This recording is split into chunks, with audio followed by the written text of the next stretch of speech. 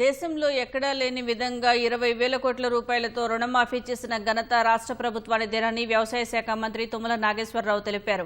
వ్యవసాయ సహకార శాఖల పద్దులపై అసెంబ్లీ సభ్యుల ప్రశ్నలకు మంత్రి సమాధానమిచ్చారు.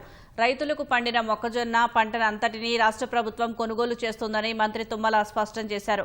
సహకార సంఘాల ఎన్నికలపై న్యాయస్థానం ఆదేశాల ప్రకారం ముందుకు వెళ్తామన్నారు.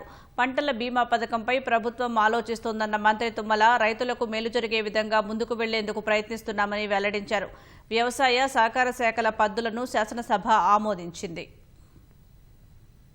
అది రుణమాఫీ మీకు తెలుసు, గతంలో చేసినటువంటి రుణమాఫీ రైతులకు ఉపయోగపడలేదనేది మనందరికీ అర్థమైంది, అవతల పార్టీ కూడా అర్థమైంది అధ్యక్ష. అందుకనే కష్టమైన ఇబ్బందులున్నా ఒకేసారి చేస్తేనే దానికి అర్థం ఉంటుంది. లేదు పంట రుణాలు మొత్తం 31,000, కాంగ్రెస్ పార్టీ ప్రభుత్వం ఇచ్చినటువంటి మాట 2 లక్షల లోపు, 2 లక్షల వరకు ఉన్నటువంటి రుణమాఫీలు బ్యాంకులు ఇచ్చినటువంటి ఖాతాలు 25 లక్షలు, మాకు వచ్చినటువంటి అమౌంట్ 20,000 చిల్లరి. అంతవరకు 20,000 కోట్ల చిల్లర రూపాయలు రైతు ఖాతాల్లోకి వెళ్ళాం. మీ యొక్క నియోజకవర్గాల వారికి కూడా రైతుల పేర్లు కూడా మీకు పంపించడం జరుగుద్ది.